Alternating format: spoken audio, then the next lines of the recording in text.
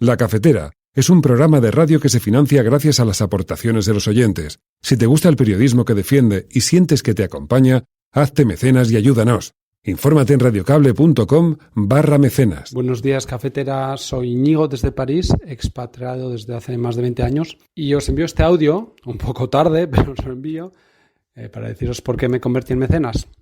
Os conocí gracias a una amiga expatriada y después de haberos escuchado durante unas semanas sentí la necesidad vital de contribuir a este gran proyecto periodístico y esta gran familia que se ha convertido tan necesaria para mí.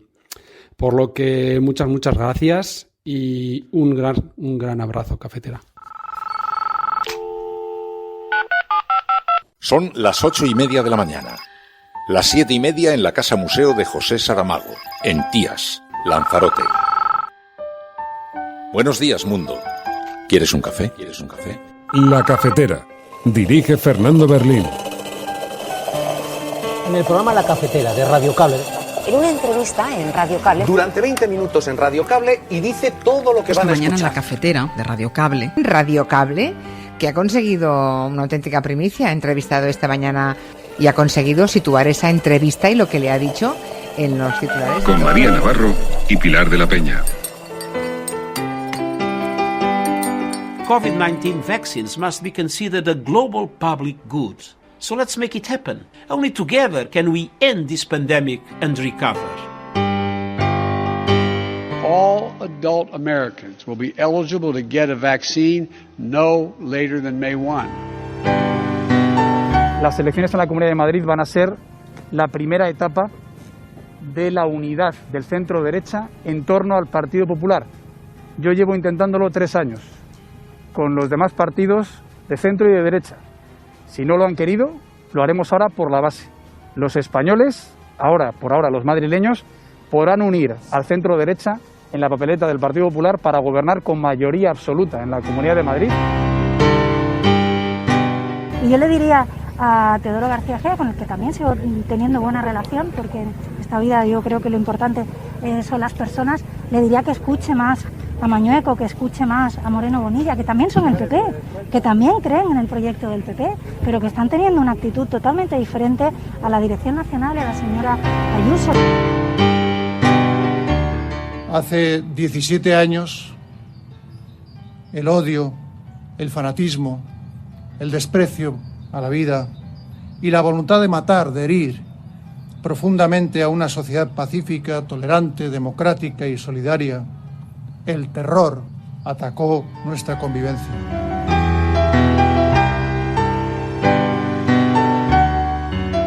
Quiero indicarles que los datos epidemiológicos muestran que seguimos en el camino descendente de la incidencia acumulada, aunque si bien es cierto que la velocidad de descenso de las últimas semanas es menor.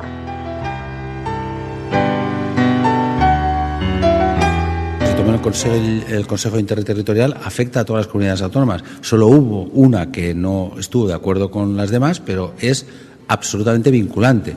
Y en cualquier caso también le digo que si el resto de comunidades están perimetradas, pues la verdad es que la perimetración va a ser en toda España y las fuerzas de seguridad tendrán que garantizar que no haya este movimiento. He dicho muchas veces que un trabajador o una trabajadora que va por nuestras calles de nuestras ciudades en bicicleta con una app no era un emprendedor. Gracias a los agentes sociales, porque seremos, si me permiten, el primer país de la Unión que va, ya lo ha hecho de facto, a legislar sobre esta materia. Es un tipo de violencia muy concreto, está ahí, pero también hay violencia sobre el propio hombre. De hecho, también sufre incluso más agresiones que nosotras, contra los menores, mujeres con mujeres. Hay todo tipo de violencia. Sería cómico, si no fuera trágico, hacer gala de una ignorancia de este calibre.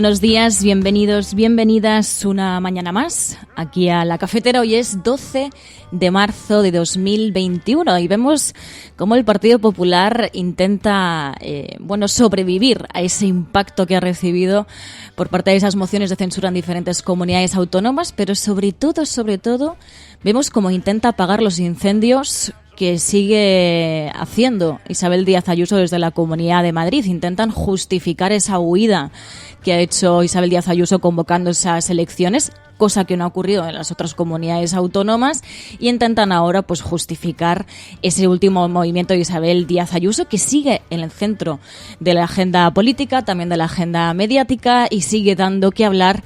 Y habría que preguntarse si al Partido Popular realmente le beneficia que Isabel Díaz Ayuso esté tanto en el ojo del huracán, porque hay veces que de tantos incendios pues puedes acabar quemándote. Pero como sabéis, aquí en La Cafetera, cada viernes, tenemos un espacio de sosiego también. Hablamos de prensa internacional con Pilar de la Peña, cuáles han sido los asuntos más destacados de la semana. Con Ana Pastor hablamos de series, de documentales, y en esta ocasión hablamos del documental de Dissident sobre el asesinado Jamal Khashoggi, que como recordaréis pues fue un caso muy sonado a nivel internacional. También aquí en España lo recogimos y lo seguimos con mucha atención. Bueno, pues ahora han hecho un documental precisamente sobre el asesinato de Jamal Khashoggi, que se estrenará el próximo 19 de marzo, pero Ana Pastor ya nos va a dar algunos detalles sobre este documental.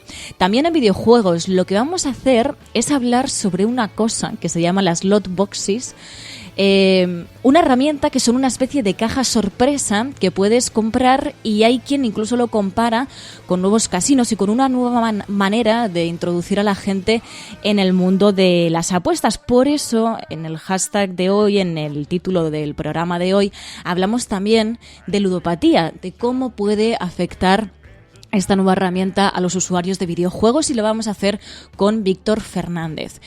Y para terminar, vamos a terminar, como cada viernes, con el relato de Ainhoa Goñi. Este va a ser también especial, porque es una mezcla de propuestas de varios oyentes. Intenta responder a una pregunta: ¿qué pasaría si lo que hiciéramos no tuviera consecuencias? Bueno, pues a esta pregunta intenta responder este relato, que lo va a narrar el actor Roberto Álvarez. Y para comentar todas estas cosas vamos a utilizar el hashtag #LaCafeteraImpactados, con 2 P's, #LaCafeteraImpactados. Así que tenemos todas estas cosas por delante.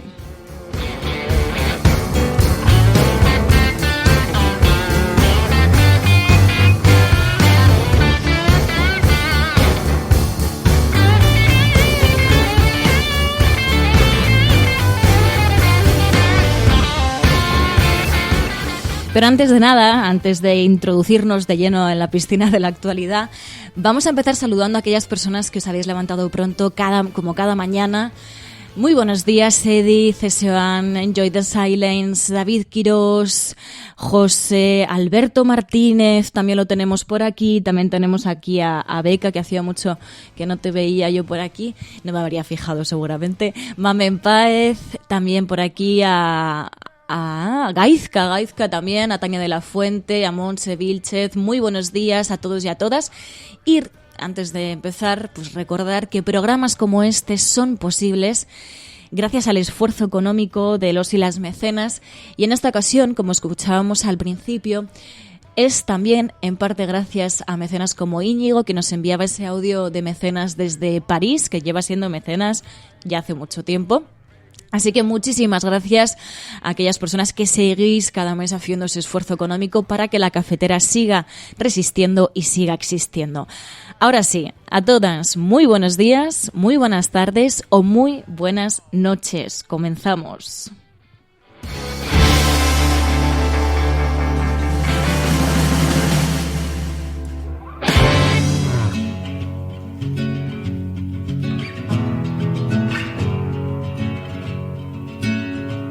I was waiting in the undertow, set adrift with featherweight like bows, unaware of where my heart would flow. I was waiting in the undertow. touch the bottom, sit into a tumble, waves that shake me out of my skin. Never been so easy, losing my direction. My bearings have me south of home. Las elecciones en la Comunidad de Madrid van a ser la primera etapa de la unidad del centro derecha en torno al Partido Popular. Yo llevo intentándolo 3 años, con los demás partidos de centro y de derecha. Si no lo han querido, lo haremos ahora por la base. Los españoles, por ahora los madrileños, podrán unir al centro derecha en la papeleta del Partido Popular para gobernar con mayoría absoluta en la Comunidad de Madrid y para seguir creciendo, creando empleo, oportunidades y defendiendo la libertad. Así escuchábamos a Pablo Casado diciendo que, intentando justificar, ¿no?, esa huida de Isabel Díaz Ayuso, esa convocatoria electoral precipitada que ha hecho Isabel Díaz Ayuso, que veremos qué efecto tiene, porque de momento no sabemos si la Comunidad de Madrid va a ir a elecciones o si prevalece la moción de censura.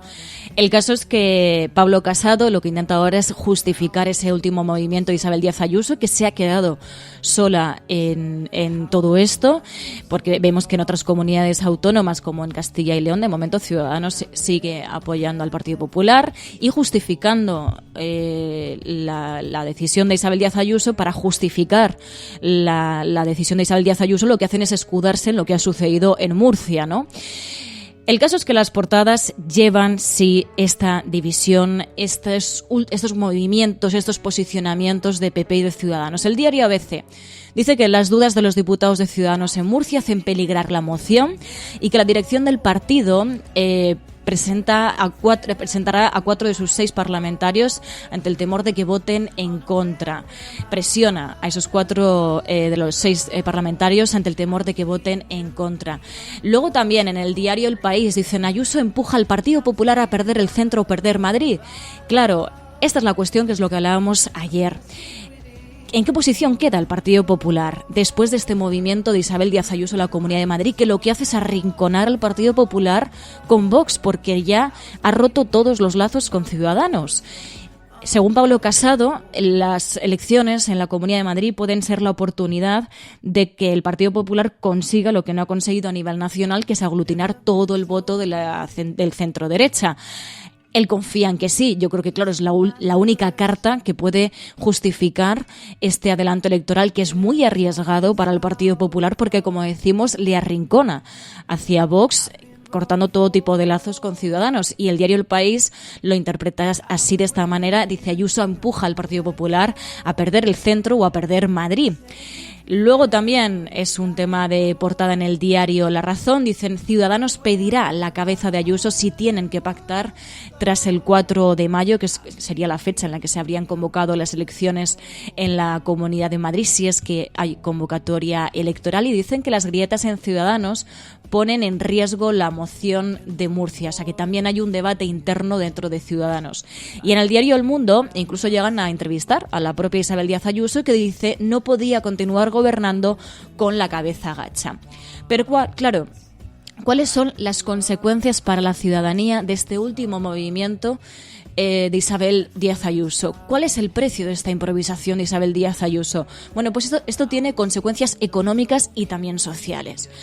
De hecho, en La Sexta hablaban de las consecuencias económicas que va a tener el adelanto electoral de Isabel Díaz Ayuso. Dicen adiós a 600 millones en ayudas y a los fondos europeos. Dicen que los primeros presupuestos del gobierno estaban a punto de salir y contemplaban un proyecto que precisamente estaba destinado a ayudas directas para autónomos, a fondo perdido, al comercio y a la hostelería y la restauración. Es decir, que la que se decía gran defensora de la hostelería, pone ahora en jaque la supervivencia de la hostelería en su propia comunidad.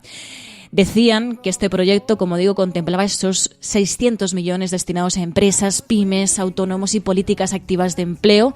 Decían en concreto para rescatar a trabajadores inmersos en un ERTE. Así que sí, los movimientos de Isabel Díaz Ayuso tienen consecuencias, a pesar de las justificaciones que se intenten dar ahora desde el Partido Popular, porque claro, el movimiento ya está dado y ahora solo les toca tirar para adelante y defender a Isabel Díaz Ayuso, que no solamente se ha quedado sola en el tema de las mociones, en el tema de las reacciones a las mociones de censura en comparado con sus compañeros de partido, sino que además también lo estamos viendo con los cierres perimetrales que se han anunciado en Semana Santa. Ese acuerdo, ese consenso que ha habido entre las comunidades autónomas para esos cierres perimetrales en Semana Santa, para no poner vidas en riesgo. Bueno, pues Madrid en esto también se queda sola, ¿no? Han decidido que ellos no quieren cumplir con esos cierres perimetrales. De hecho, escuchábamos a Ximo Puig preguntado precisamente por esto mismo, por la posible reacción de la Comunidad de Madrid con los cierres perimetrales. Se tomó el Consejo Interterritorial, afecta a todas las comunidades autónomas. Solo hubo una que no estuvo de acuerdo con las demás, pero es absolutamente vinculante. Y en cualquier caso también le digo que si el resto de comunidades están perimetradas, pues la verdad es que la perimetración va a ser en toda España y las fuerzas de seguridad tendrán que garantizar que no haya este movimiento. Esta es la situación. Isabel Díaz Ayuso, la Comunidad de Madrid, se vuelve a quedar sola y en este caso además con el caso de los cierres perimetrales de Semana Santa poniendo vidas en riesgo, pero bueno, es verdad que como decía Ximo Puig, claro, el efecto va a ser prácticamente el mismo, ¿no? Porque si el resto de comunidades autónomas cierran, ¿dónde van a ir los madrileños, no? El caso es que sí, las cifras han mejorado, pero desde el Ministerio de Sanidad, la ministra de Sanidad decía que bueno, que siguen mejorando los datos, pero bueno, que no hay que dejar de estar alerta. Quiero indicarles que los datos epidemiológicos muestran que seguimos en el camino descendente de la incidencia acumulada, aunque si bien es cierto que la velocidad de descenso de las últimas semanas es menor. Según los datos de ayer, que por cierto acabamos de actualizar hoy porque ayer hubo un problema de volcado con los datos, la incidencia acumulada a 14 días se sitúa en 133 por 100.000 habitantes, con diferencias importantes entre comunidades autónomas. 3 comunidades autónomas sigue por encima de 200, una de ellas por encima de 400, mientras que 3 se sitúan ya en incidencias alrededor de los 50 casos por cada 100.000 habitantes. Esta es la situación y mientras veíamos como también seguían preguntando en otras comunidades autónomas a dirigentes sobre la posible decisión del incumplimiento de la Comunidad de Madrid con los cierres perimetrales. Preguntaban, por ejemplo, a Francisco Igea en Castilla y León y él decía que no contemplaba que la Comunidad de Madrid incumpliera el cierre de perimetral. Es decir, que no, yo creo que no se contempla que la Comunidad de Madrid incumpla las normas, se contempla que la recurra. Que eso es lo que hace un gobierno, una administración pública, cuando se toma una decisión en la que cree que no está ajustada a derecho, pues lo que se contempla es recurrirla, pero yo no contemplo la visión de el consejero de Sanidad saltándose el confinamiento perimetral. Es decir, que yo lo que creo que hará, si no están de acuerdo, lo que ellos han manifestado es que no están de acuerdo y están en su derecho a manifestar que no están de acuerdo y lo otro es, oiga, si yo hay una norma que creo que no se ajusta a derecho, pues recurro a los tribunales, como se han hecho en otras ocasiones, y los tribunales decidirán.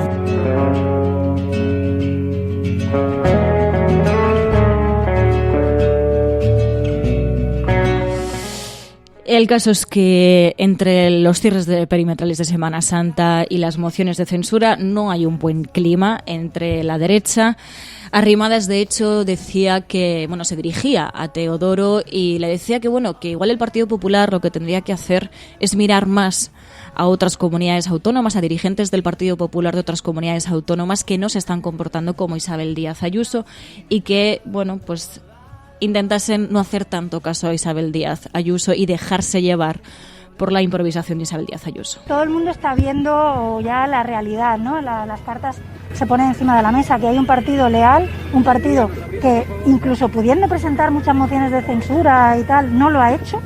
Quien ha adelantado elecciones en este caso es la señora Ayuso, y yo le diría a Teodoro García Egea, con el que también sigo teniendo buena relación, porque esta vida yo creo que lo importante son las personas, le diría que escuche más a Mañueco, que escuche más a Moreno Bonilla, que también son el PP, que también creen en el proyecto del PP, pero que están teniendo una actitud totalmente diferente a la Dirección Nacional y a la señora Ayuso. Yo creo que lo importante ahora mismo es el interés de los ciudadanos. La situación de Murcia era insostenible, la situación de la Consejería de Sanidad de Murcia era insostenible, insisto, centenares de personas vacunadas.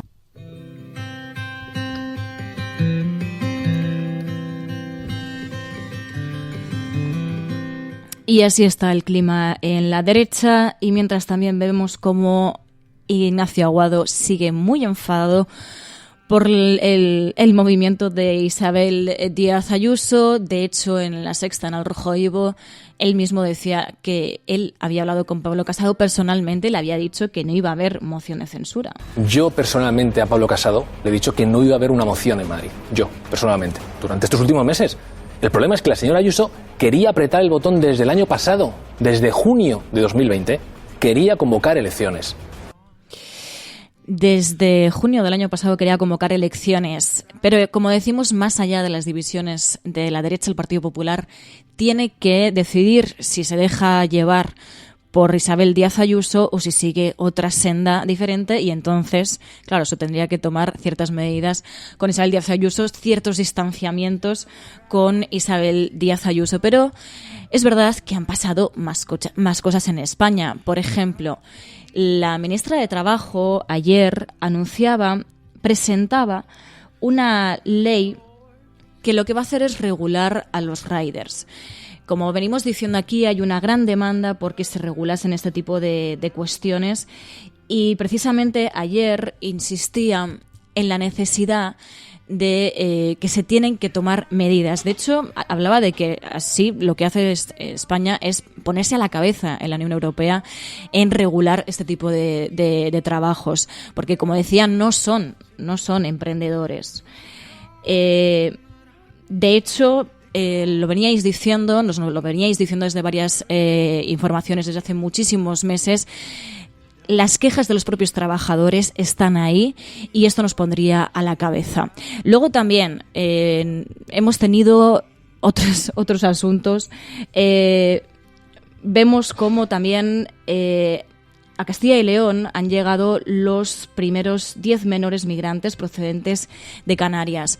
Esto lo veníamos diciendo desde hace tiempo, desde las Islas Canarias lo venían diciendo, pedían que se acogiese a los menores inmigrantes no acompañados, que el resto de comunidades autónomas se comprometieran, y parece que ya está habiendo ese compromiso.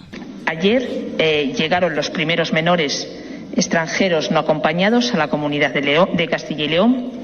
Llegaron 10, 9 niños y una niña, con edades comprendidas entre los 13 y los 16 años. Hubo 2 menores de 13, un menor de 14 años, 4 menores de 15 y 3 menores de 16. Bueno, poco a poco, pero al menos ya va habiendo cierto compromiso para ayudar a las Islas Canarias a acoger a estas personas que siguen jugándose la vida para llegar a nuestras costas. Y ahora sí, lo venía buscando, estaba buscando antes el audio de la ministra de Trabajo, Yolanda Díaz, presentando esa ley Rider. He dicho muchas veces que un trabajador o una trabajadora que va por nuestras calles de nuestras ciudades en bicicleta con una app no era un emprendedor. Ahora no lo digo yo, lo dice ya el diálogo social, lo dicen los agentes sociales de nuestro país, que tienen el convencimiento de que no son emprendedores y, por tanto, nos acogemos a la doctrina del máximo tribunal de nuestro país, que ha señalado que efectivamente no son emprendedores y sí lo son relaciones laborales, digamos que ordinarias. Por tanto, gracias a los agentes sociales, porque seremos, si me permiten, el primer país de la Unión que va, ya lo ha hecho de facto, a legislar sobre esta materia. Había muchas miradas para nuestro país y ahora mismo ya somos el primer país que legisla sobre esta materia. Y luego, en otro orden de cosas, creíamos necesario ponerlo porque, bueno, a pesar de que, bueno, es otra de las maneras de llamar la atención de Isabel Díaz Ayuso, En el programa de Telecinco con María Teresa Campos, esto ha sido muy viral y también por eso lo recogemos, ha dicho que los hombres sufren incluso más agresiones que las mujeres, y esto ha tenido una respuesta incluso por parte de la delegada del Gobierno contra la violencia de género, Victoria Rosell. Esto es lo que decía Isabel Díaz Ayuso. Es un tipo de violencia muy concreto, está ahí, pero también hay violencia sobre el propio hombre. De hecho, también sufre incluso más agresiones que nosotras, contra los menores, mujeres con mujeres. Hay todo tipo de violencia. Yo entiendo que hay una... Bueno, una vez más, acogiéndose al discurso de la ultraderecha, y además con un tema muy grave, que es el de la violencia de género. Nos cansamos ya de tener que justificar con datos oficiales que estas cosas no son ciertas, que las mujeres siguen sufriendo violencia de género, que la violencia de género existe, porque al final lo que está diciendo este discurso es negar que haya violencia de género, que a las mujeres se les asesine por el hecho de ser mujeres. La delegada del Gobierno contra la violencia de género, Victoria Rosell, respondía a esto. Sería cómico, si no fuera trágico, hacer gala de una ignorancia de este calibre.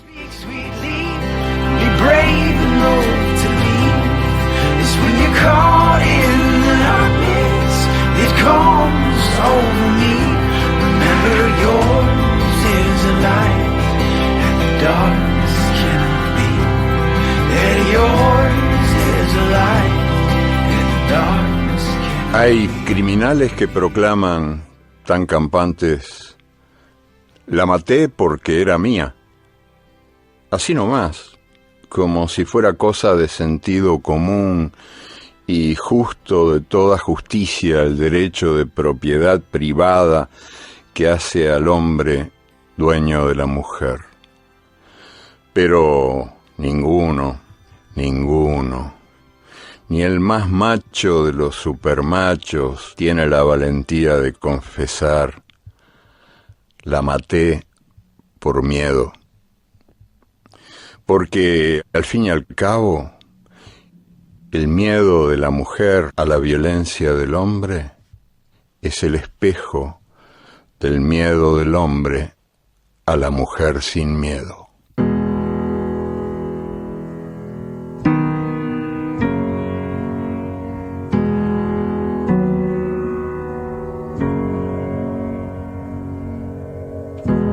Holding my head again, making my way through crowded thoughts. Sometimes it's hard to get out of it. Broke my heart in the dark. I was just trying to feel something, falling asleep to the sound of it. Always used to let you clean up the messes, down on my knees, thought I couldn't stand up on my own. Turns out sometimes you're stronger alone. Bringing out the fight, yeah, bring on all the lightning. 'Cause I'm looking for a hero, look inside the mirror. I found one, oh, carry the hurt when it gets too hard. Pick it up, dust it off. When I fall down 11, I get up 12. Don't need nobody else. Yeah, I can save myself. Bueno, y más allá de desafortunadas declaraciones, nos encontramos también con el tema de la vacunación. Lo veníamos diciendo ayer, Médicos Sin Fronteras sigue insistiendo en acabar con las patentes, al menos de manera temporal, mientras dure la emergencia sanitaria. Y precisamente desde Naciones Unidas también vienen insistiendo, lo venimos contando aquí en la cafetera, en que las vacunas tienen que llegar a todo el mundo. Tienen que ser un bien global. COVID-19 vaccines must be considered a global public good. So let's make it happen. Only together can we protect healthcare workers and the world's most vulnerable people. Only together can we revive our economies. Only together can we end this pandemic and recover. De hecho, el propio Biden ha ordenado que todos los adultos de Estados Unidos sean elegibles para la vacuna antes del 1 de mayo. Esto ha sido muy comentado, pero precisamente sobre la necesidad de vacunarse. Ha habido una campaña en Estados Unidos que de hecho aparecen los expresidentes Clinton, Bush y Obama. We've lost enough people and we've suffered enough damage. In order to get rid of this pandemic, it's important for our fellow citizens. So we urge you to get vaccinated when it's available to you. Y así escuchábamos a los expresidentes que sí que se han unido en esta ocasión precisamente para concienciar sobre la vacuna. Esto además nos recuerda, ¿os acordáis cuando empezaba a conocerse, ¿no?, la posibilidad de que pudiésemos ya tener una vacuna contra la COVID? Cómo empezaron esas teorías conspiranoicas. Bueno, cada vez las voces de la conspiración se van acallando más con mensajes como este, ¿no? Viendo a grandes personalidades que se han vacunado, que piden que la gente se vacune y de hecho ahora el efecto rebote ha sido que incluso hemos visto cómo en muchos países, como en España, ha habido incluso quienes han saltado la cola de vacunación, ¿no? O sea, que hemos pasado de no confiar en la vacuna a querer vacunarnos todos, ¿no? Lo que sí que es verdad es que, por un lado, como decían desde Naciones Unidas, desde Médicos Sin Fronteras, se tiene que conseguir vacunar a la gran mayoría de la población, sean del país que sean. De esto tenemos que salir, solamente podemos salir unidos. Tenemos que salir juntos porque, como sabéis, el virus es verdad, sí que distingue entre pobreza y riqueza, pero al final es verdad que nos afecta a todos, aunque sea de una manera mayor o menor, y tenemos que salir juntos de esta. Y por eso también es importante que se conciencie sobre la vacunación, sobre lo importante que es vacunarse. Pero como sabéis, aquí en La Cafetera, con Pilar de la Peña, lo que hacemos es analizar la prensa internacional, los asuntos más destacados en la prensa internacional de la semana, no solamente fuera de España, sino también los asuntos que han ocurrido aquí en España, que además damos mucho que hablar, les damos muchos motivos, ¿no?, para enfocarse en España. Y sobre esto mismo, sobre cómo nos han visto los medios internacionales, habla Pilar de la Peña cada viernes aquí en La Cafetera. Podrán decir todos los periódicos del mundo lo que quieran. Secessionist parties in Catalonia have wasted no time following the reconvening. Vamos a esta hora con información de último minuto. A esta hora en España, el ex vicepresidente del gobierno. En España finaliza el recuento de votos en los comicios municipales y autonómicos con una participación del... En las últimas semanas hemos podido comprobar cómo los medios de comunicación internacionales... Imagínense cualquier lector de la prensa extranjera que descubre que al que se propone para el Banco Mundial... A Spanish nurse who helped treat 2 Ebola victims in Madrid has tested positive for the disease herself. Spain announced that a nurse is the latest to be diagnosed. Y ya sabéis que abrimos cada viernes una página aquí en La Cafetera para hablar de cómo proyecta la imagen España en la prensa internacional, de qué noticias tienen repercusión en el exterior. Lo hacemos con Pilar de la Peña. Pilar de la Peña, muy buenos días. Hola, buenos días. Claro, toda la crisis en las alianzas, en los acuerdos de gobierno, especialmente la que ha tenido relación con la ruptura del gobierno en Madrid, aunque también hay algo de atención a lo que ha ocurrido en otras autonomías, pero el protagonismo de Ayuso y su convocatoria electoral ha saltado a la prensa internacional.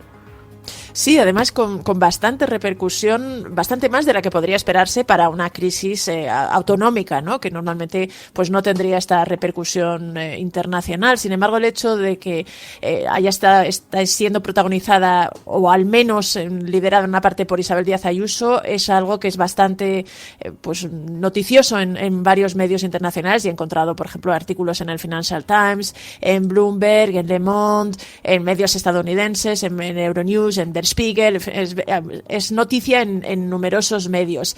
Hay dos aspectos que me han llamado la atención y que se evidencian o que se enfatizan especialmente, ¿no? Por un lado, el colapso no solo del gobierno en Madrid, que es verdad que con Ayuso es el más llamativo, que por ejemplo es uno de lo que destaca el Lesecó, me parece, que dice la explosión del gobierno en Madrid es la más espectacular, pero no es la única. Es decir, hay una ruptura en las alianzas o al menos en los acuerdos de gobierno entre PP y Ciudadanos que condiciona la estabilidad para varias regiones, y eso en sí mismo es una noticia, y también lo que supone para el centro derecha en España, ¿no? Esto es algo que también destacaba, por ejemplo, el Financial Times. Evidencia una serie de divisiones que le ponen en una situación complicada. Le Monde, por ejemplo, hablaba de que Ciudadanos hace explotar a la derecha en España, pero sí es verdad que muchos medios destacan eso, ¿no?, que el electorado conservador pues se ha fragmentado en tres tres direcciones, ha tomado 3 salidas hasta en los últimos tiempos, PP,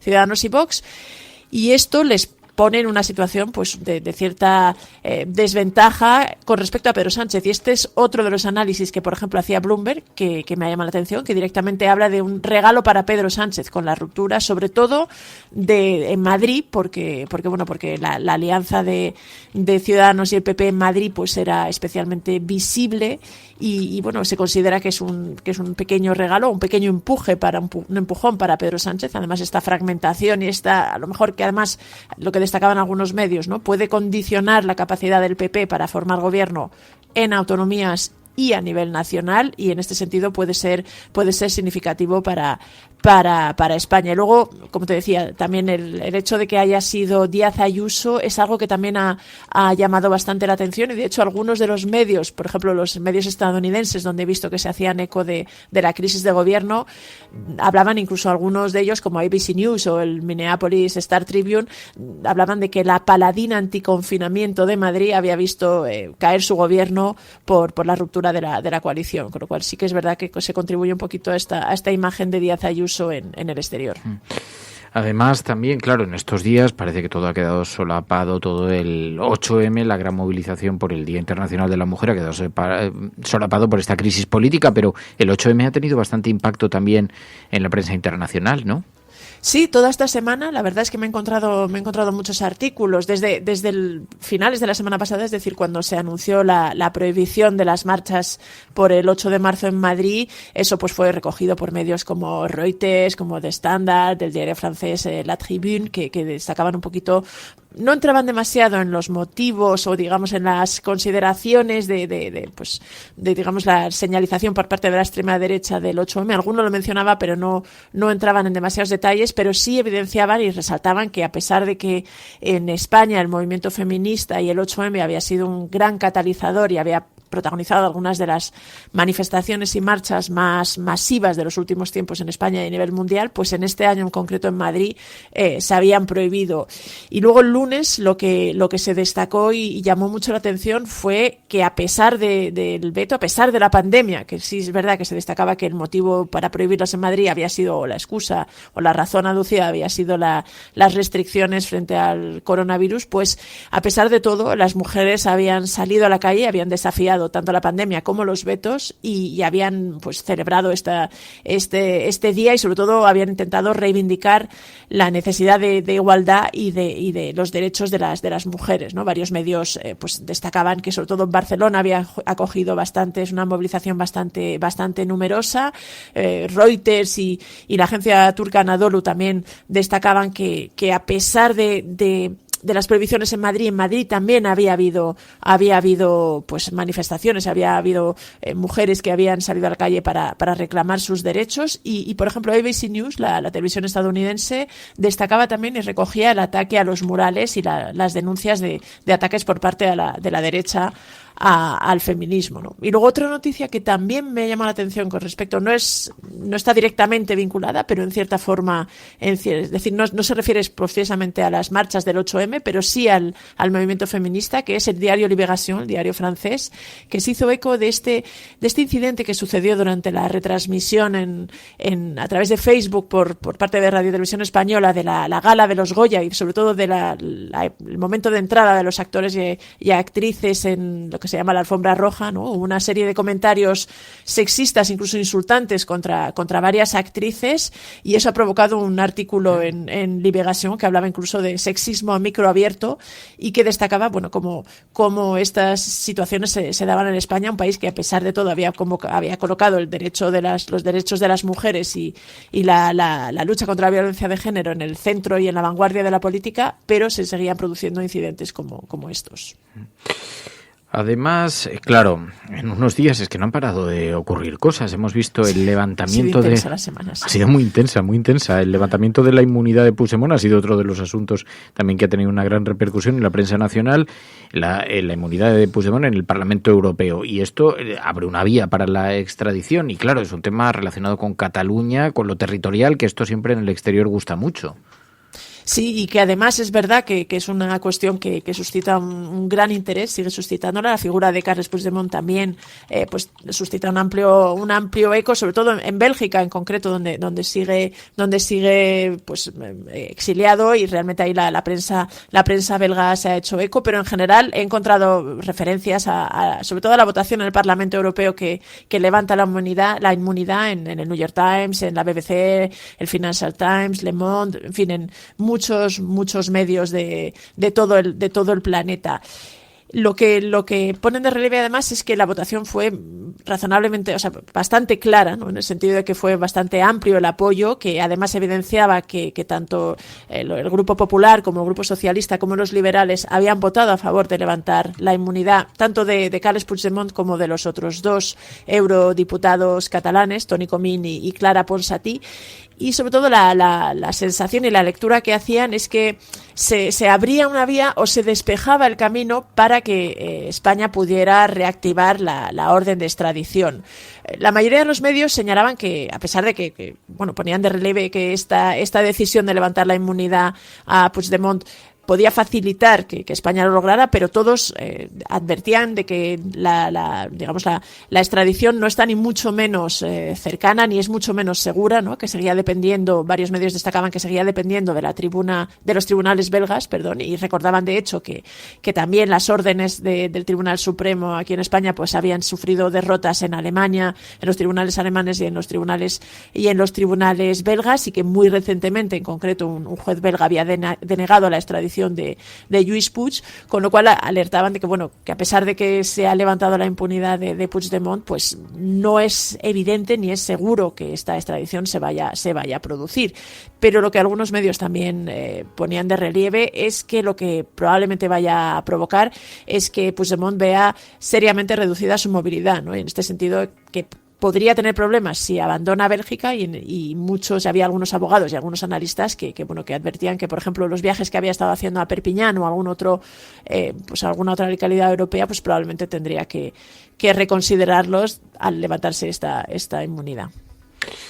Y luego, además de la inmunidad, también hemos visto cómo había otros asuntos que han trascendido a la información política, asuntos además que aparentemente son menores pero que tienen gran repercusión y proyectan también la imagen de España. The Guardian le dedicó un reportaje a la primera escuela para mujeres pastor en España. Sí, este es un artículo que además coincidió con el 8M, que digamos que un poco ligaba tanto las reivindicaciones de la mujer como el tema de la despoblación, ¿no? Este es un artículo de The Guardian que firmaba Shifa Kassam, que es una periodista que fue corresponsal aquí de The Guardian durante varios años y que ahora vuelve a estar por aquí, y que ponía de relieve la existencia en Cantabria, además, de la primera escuela específicamente para mujeres pastoras, y además enfocada con una idea precisa, ¿no? Y dedicada, porque ella de hecho entrevistaba a la creadora y a la fundadora de esta escuela, que explicaba que hay otras escuelas a las que las mujeres pueden asistir, pero que la suya estaba diseñada con perspectiva femenina, y por ejemplo todos tocaban temas como la conciliación o la creación de redes de apoyo como muy específicas. Pero bueno, lo que ponía de relieve el artículo era que se trataba de una iniciativa pues llamativa por el hecho de ser mujeres pastoras, que permitía a las mujeres, empoderaba a las mujeres para intentar adentrarse en un territorio que había sido durante décadas y siglos dominio de hombres, ¿no? Esta idea de que eran los hombres los que conducían los rebaños por los montes, y en este caso pues ofrecía una perspectiva femenina, y además se presentaba como una iniciativa que intentaba pues luchar contra la despoblación y el abandono de las zonas rurales, ¿no? Que se ofrecía también como un intento de restaurar equilibrios, que además se destacaba que uno de los problemas en las zonas rurales y que se están despoblando es precisamente que se están masculinizando, que las que más se van de estas zonas son las mujeres, y este era pues un pequeño grano de arena para intentar restaurar ese equilibrio y favorecer que más mujeres pudieran encontrar una salida y una vía de escape en el mundo rural. Y estas cosas relacionadas también un poco con el costumbrismo y con este tipo de profesiones llaman mucho la atención también con frecuencia en la prensa internacional. Pilar de la Peña, gracias. Gracias a vosotras. La Cafetera y Neutral presentan Plata o plomo. El mundo en series. En el Juego de Tronos o ganas o mueres. Con Fernando Berlín y Ana Pastor. ¿Sabes dónde estás? Es una radio pirata. De la zona neutral. Nos recuerda un poco por qué luchamos. La noche es oscura y alberga horrores. La noche es oscura y alberga horrores. Nada cambia de golpe. Si estuvieras en una bañera que se calienta poco a poco, morirías hervida sin darte cuenta. Estamos juntos. Somos un trío. Nosotros vivimos románticamente juntos. Hola, habla con Walter White. Usted dijo que estaba casi muerto, ¿vale? Dijo que moriría en cualquier momento. Éramos capaces de ser y hacer todas esas cosas porque estábamos informados por grandes hombres reverenciados. My name is Hatice Cengiz. I am addressing you as a victim. A title forced on me after the brutal murder of my Jamal. Jamal Khashoggi, prominent Saudi journalist and Washington Post columnist, has gone missing after visiting his country's consulate in Istanbul. Plata o plomo, el mundo a través de las series de televisión, a través de las películas, a través de los documentales cada semana con Ana Pastor, Neutral. Ana Pastor, muy buenos días. Muy buenos días, y hoy con un documental que, así para empezar, te voy a decir que creo que es lo mejor que he visto en años en no ficción. Es un documental, es verdad, extraordinario, pero mira que te tengo dicho que nada de contenidos que contribuyan a angustiarme el alma. Madre mía, The Dissident está en Filmin a partir del 19 de marzo, porque todavía no está estrenado en Filmin, pero es un documental sobre el asesinato de Jamal Khashoggi. ¿Recordáis el periodista de Washington Post que entró en una embajada de Arabia Saudí en Turquía? Y allí fue asesinado, descuartizado. Bueno, y el documental cuenta toda la historia y también hace un retrato, una fotografía muy precisa, verdaderamente precisa, sobre la figura de Jamal Khashoggi. Pero como digo, Ana Pastor, claro, me hace este regalo esta semana. Me dice, tienes que verte este documental que está muy bien, Fer. Joder, primero, qué miedo, qué preocupación, cuánta villanía. En segundo lugar, qué impunidad tan extraordinaria, tan absoluta, ¿no? Y luego qué valentía la de los productores. Valentía, como tú dices, es inquietante, pero desde luego, si hubiera que definirlo, es valiente este documental. Es del ganador de un Oscar por Ícaro. Es un realizador que ha buscado una verdad muy potente y muy difícil de contar. Me parece que es maravillosa la narración en diferentes países, en paralelo con lo que estaba pasando, con escenarios muy, bueno, iba a decir imposibles, no, porque no han estado en Arabia Saudí, que es el más imposible. Y luego el retrato de los personajes esenciales en esta historia. ¿A ti no te parece que había partes del propio Khashoggi que tú no conocías del principio, por ejemplo? Claro, es que yo creo que la habilidad y, digamos, el trabajo, la calidad del trabajo se muestra también porque consigue hacer un retrato, una fotografía de un personaje que para la mayor parte del planeta era completamente desconocido, porque en efecto, a pesar de que, digamos, era una de las voces que retrataba el interior del régimen de Arabia Saudí a través de las páginas del Washington Post, es decir, no era un desconocido, pero sin embargo para mí sí lo era. Y aquí te hace un perfil humano, un perfil personal y también un perfil político y de activista que compone una fotografía muy completa, ¿no? Yo creo que lo retratan bastante bien. Sí, y además te cuenta que él empieza, hay una frase que me gusta mucho que dice, he was part of the regime. Él era parte del régimen, él durante mucho tiempo era la voz del régimen fuera, ¿no?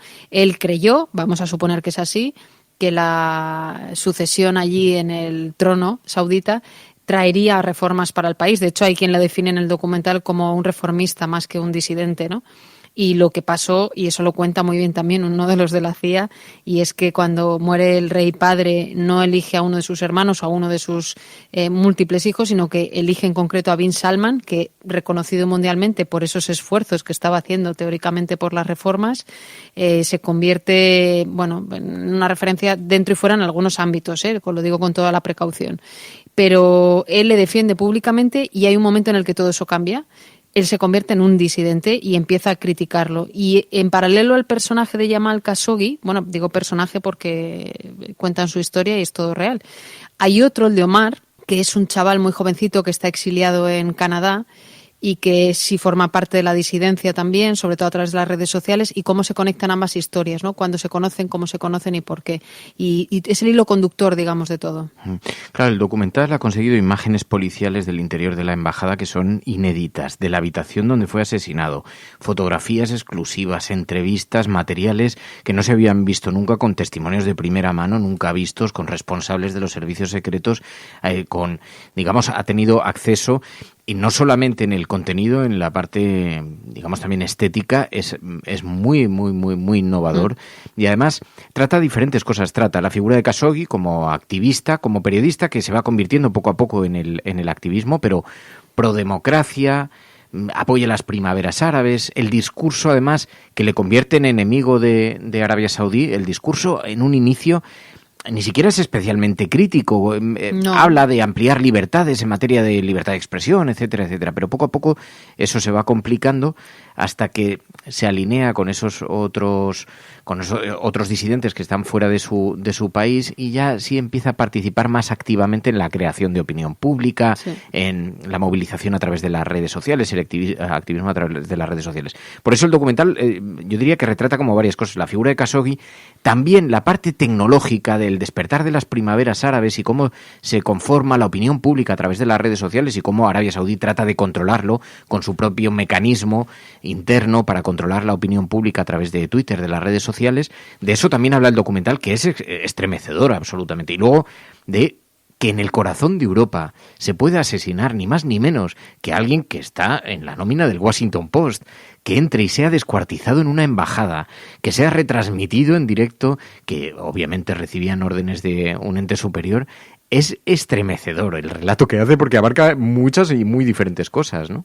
Y además lo ves y lo vives, ¿no? Las partes inéditas del documental, las entrevistas que hay, por ejemplo, a la policía turca y a la fiscalía turca, vamos a contar que Khashoggi decide casarse con su pareja con la que estaba en ese momento, y entonces ellos viven ya fuera, pero viajan a Turquía para conseguir los papeles. Ella creo recordar que era de allí, y el único papel que necesitan y que es realmente importante para la boda, tienen que hacerlo con un sello de Arabia Saudí, y para ellos era importante la boda. Entonces van al consulado de Arabia Saudí en Turquía, o sea, no están en suelo o en el país de Arabia Saudí. Y se ve cómo llegan a la embajada, eso se vio en su día en los informativos, cuánto tiempo pasa, y van relatando sus amigos todo lo que va ocurriendo en esas horas en paralelo, ¿no? Y es increíble porque por primera vez la policía y la fiscalía turca cuentan cómo van descubriendo un horno, cómo van descubriendo un montón de cosas donde lo mataron, evidentemente, y cómo lo intentan ocultar, pero claro, al final la policía turca les pilla, ¿no? A mí esa parte realmente da miedo, como tú decías. Por contra, tienes toda la parte de las redes que es increíble, ¿no? Cómo lo visualizan, la batalla de las abejas, que son los disidentes, frente a las moscas, que son las cientos y cientos y cientos de personas que la Arabia Saudí contrató para que en redes nunca se pudiera hablar de libertad o de falta de libertad. Me parece que está súper bien narrado. Está muy bien narrado, y hay una afirmación que se hace durante el documental. Mohammed bin Salman at the beginning didn't mind that people know what has happened to Jamal. He has to be killed in a way that will send message to everyone else. Because if you kill Jamal with his status, who else you cannot kill? You can kill everyone. En la que defienden que los responsables del asesinato no hacían ascos a que se conociera, porque venían a defender que si con esto se enviaba un mensaje, si eran capaces de matar a una personalidad pública, a alguien tan poderoso, tan reconocido entre la opinión pública norteamericana, con esa capacidad de proyección de mensaje, escribiendo en el Washington Post, participando en conferencias internacionales sistemáticamente, podían matar a quien quisieran. Con esto se enviaba un mensaje: podemos matar a quien sea.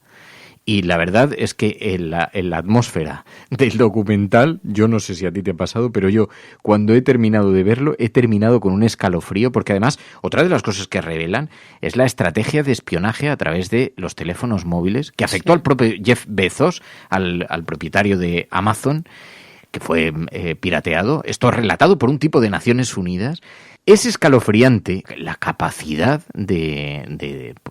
pues eso, ¿no? Para asesinar a alguien en una embajada en otro país, descuartizarlo, sacarlo en bolsas. Bueno, es terrorífico. Es increíble, pero hay una parte muy interesante también. Hay un antes y un después. Él, en uno de los artículos del Washington Post, hace una crítica por el viaje de Trump, ¿recuerdas las imágenes? Con Bin Salman. Y él pone varios tweets y además hay un artículo. Y recibe la primera llamada de atención sin ningún pudor. El régimen saudí dice, él no representa a nuestro país. Y él es el primero que se sorprende, ¿no?, de una reacción así, porque hasta ahora no le consideraban un peligro. De hecho, algunos lo consideraban incluso portavoz del régimen. Ese es el primer aviso que termina donde tú estás diciendo, en descuartizarle en una embajada, sacar las bolsas, 200 periodistas, 300 periodistas allí en la puerta cuando se supone que estaba desaparecido pero ya había sido asesinado. A mí me parece increíble, inquietante y luego la repercusión internacional. Cómo los países, por ser Arabia Saudí, al principio algunos dicen algo y luego dicen, uy, qué lío. Saudi Arabia now suddenly is admitting that Khashoggi did die inside that building. Fijaos, en los primeros minutos aparecieron 10 o 12 periodistas cuando su mujer, que esperaba en la puerta de su prometida, esperaba en la puerta de la embajada, del consulado, llamó a algunos medios de comunicación, había 10 o 12. Después, centenares de periodistas se agolpaban a las puertas con el pasar de las horas, preguntándose qué había sido de este periodista de Jamal Khashoggi. Y fíjate, cuando ha terminado, a mí me ha ocurrido una cosa, me he quedado mirando la pantalla, he respirado y he pensado, no sabemos la suerte que tenemos de vivir en un sistema de libertades y democrático como el que vivimos. Mira que le ponemos peros, que le hacemos críticas, que somos críticos, ¿no? Pero dices, es que apenas los comportamientos de Khashoggi podían ser tachados siquiera de irreverentes. Es que eran polite absolutamente, ¿no? Y descuartizado, prácticamente vivo, se oyen los sonidos, no tienen los audios, pero sí las transcripciones de los audios que fueron enviadas a diferentes servicios secretos del mundo, como cuentan las autoridades turcas en el propio documental, y la transcripción de los sonidos es, en fin, verdaderamente salvaje. Yo he salido con una sensación de alivio diciendo, bueno, no imaginamos la suerte que tenemos de vivir donde vivimos, donde prácticamente es verdad que se nos consiente casi cualquier cosa, ¿no? Dentro de los márgenes así, pero sí. Es que por una mínima crítica te estás jugando la vida en un montón de lugares del mundo, ¿no? Yo lo pensaba también porque para que la gente se haga una idea y en la Resistencia visualicen de lo que estamos hablando, cuando la policía turca entra en la embajada y busca restos, la policía cuenta en el documental, olía mucho a que habían limpiado todo durante varios días para que no quedara, pero la policía turca llevaba este tipo de luces que te permite detectar gotas de sangre, aunque hayan sido limpiadas, etcétera, y así es como lo encuentran. Pero ¿tú recuerdas la escena de cómo explican por qué habían elegido una sala concreta para matarle y descuartizarle? No. Es increíble. Lo de la televisión. No. Había una televisión muy grande conectada a Internet y lo que deducen de las transcripciones y de lo que pasó es que alguien estaba conectado desde Arabia Saudí presenciando el asesinato que había ordenado. O sea, es una cosa inquietante. Sí, me acuerdo de la... Aparte del horno y de la carne. Uf. Es brutal por lo salvaje que retrata, pero también esa aproximación, ¿no? El imaginar a alguien siguiendo cómo están descuartizando a una persona por enemigo disidente. Bueno, es todo, o sea, tiene un punto tétrico, pero un punto de una dureza brutal y sobre todo retrata muchas cosas, ¿no? También la cobardía de muchos países, como decías antes, ¿no? Prefirieron mirar para otro lado, entre ellos el propio Donald Trump en las primeras horas que estuvo esquivando el tema a pesar de la extraordinaria campaña que los medios de comunicación norteamericanos estaban realizando en aquel momento, ¿no? Pero muy, muy, muy impactante este documental, El Disidente. El próximo día 19 de marzo se estrena en Filmin. Tenéis que estar atentos porque además creo que es una deuda que tiene también en buena medida la profesión, porque es verdad que no se puede decir que pasase inadvertido porque es un asunto del que todo el mundo ha oído hablar, pero para lo que retrata, para las consecuencias que tuvo aquello, poco se ha hablado de este tema, ¿no? Total. Y además tenemos la suerte de que Jaume de Filmin nos ha dejado verlo un poquito antes. Pensé que iba a ser otro documental, Pensé que me iba a interesar porque el tema me gusta y a ti también, pero creo que es lo mejor, como he dicho antes, que he visto muchos años en no ficción, así que mira, lo recomendamos mucho. Bueno, lo que no te perdono es la noche que voy a pasar a partir de ahora con este asunto que no se me va a ir de la cabeza en días. Pero es verdad que merece francamente la pena porque es una advertencia y no hay que desviar la mirada ante asuntos como estos. El disidente, la verdad sobre el asesinato de Jamal Khashoggi en Filmin. Ana Pastor, gracias. Muchas gracias. Plata o plomo. El mundo en series. En el Juego de Tronos o ganas o mueres. Con Fernando Merlín y Ana Pastor. Peggy 18. Bueno, más cosas. Es viernes, ya sabéis que los viernes abrimos un capítulo para hablar de videojuegos y le planteábamos a la audiencia, a los oyentes de la cafetera, a los más gamers, ¿qué tema podemos tratar esta semana? Y hay un tema que se ha repetido durante muchos días que nos venían planteando que teníamos que colocar sobre la mesa. Las lot boxes. Va a haber muchos oyentes que no tengan ni idea de qué es esto, pero si tu hijo juega, por ejemplo, al Brawl Stars o tu hijo juega al FIFA, estos son una suerte de herramienta que te proporcionan esas partidas que son como cajas sorpresa, que puedes comprar y que tienen un porcentaje de posibilidad de que te toque algo. Es decir, es azar puro. Ya hay quien lo compara como los nuevos casinos y una forma de introducir a la gente más joven en el riesgo de las apuestas. Claro, plantea riesgos, pero es verdad que se da en muchos videojuegos y por lo tanto está presente en la vida de los jugadores. Vamos a tratar de explicar qué es exactamente esto, qué riesgos plantea, qué países están en este momento en discusiones de limitar o controlar esto, y hay algún caso bastante paradigmático que vamos a comentar hoy con Víctor Peral, que como sabéis conduce el complejo Lambda. Víctor Peral, muy buenos días. Hola, ¿qué tal? ¿Qué tal, Fernando? Muchas gracias por invitarme. Normalmente por ahí se me conoce como Víctor Fernández porque mi hermano utiliza Peral como apellido artístico y tal. Ah, mira, esto sí me pilla de sorpresa, pero oye, muchas gracias a ti por atendernos, porque este es un territorio completamente desconocido para mí, salvo que veo a mi hijo pequeño, veo al pequeño Fer que está jugando y me dice, mira, tengo una lot, vamos a ver las lot boxes, y es una forma de abrir cajas sorpresa que parece que te presentan en un montón de videojuegos. El Brawl Stars, por ejemplo, yo las he visto, pero son cajas sorpresas. Exactamente cómo podemos definir las lot boxes. ¿Qué son? Es un tema muy interesante porque, mira, vamos a ver, tú recordarás cuando eras un chaval, todos en esa época, ¿no? Los típicos sobres de postalillas de los álbumes del fútbol, de lo que fuera, ¿no? Tú ibas a comprar un estanco, un sobre, y bueno, pues a veces te salía la carta de Rivaldo, otras veces te salían jugadores menos conocidos, pero era un poco ese juego, ¿no? Ese juego de luego intercambiar con otros amigos, tal.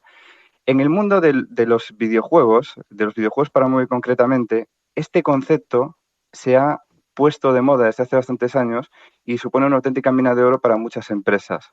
Este es el caso de juegos como el que me comentas, como Brawl Stars y tal. El concepto es el mismo. Por una cantidad que suele ser pequeña de dinero, tú tienes la posibilidad de adquirir un sobre de postalillas, es decir, una caja sorpresa, en este caso, donde te pueden tocar pues objetos para ese juego que te van a beneficiar inmediatamente, o a lo mejor te tocan algunos que te benefician menos, ¿no? En ese aspecto, es el mismo concepto extrapolado a esta nueva tecnología. Pero claro, la escala que tiene esto es mucho mayor que la de un sobre de postalillas de la liga, ¿no? Es decir, la cantidad de clientes potenciales es muchísimo mayor, hablamos de millones de usuarios. Entonces aquí es cuando se crea un debate, ¿no? Claro, se crea un importante debate porque son cajas de azar, es un juego de azar en el que tienes que invertir dinero y es la puerta de entrada para los menores, para los juegos de azar. De hecho, el gobierno ya ha anunciado que está estudiando las lot boxes para saber cómo se puede regular esto, pero ¿qué juegos lo tienen? Porque hay múltiples, ¿no? En realidad, la mayor parte de juegos de móvil que tengan una economía de juego basada en la monetización por microtransacciones, la mayor parte de ellos tienen sistemas de este tipo. Nosotros a nivel interno le llamamos o loot boxes o gachas, ¿no? Son mecánicas de este tipo con cierto componente de azar que hacen que los usuarios puedan estar gastando mucho dinero durante mucho tiempo, largos periodos de tiempo. ¿Por qué?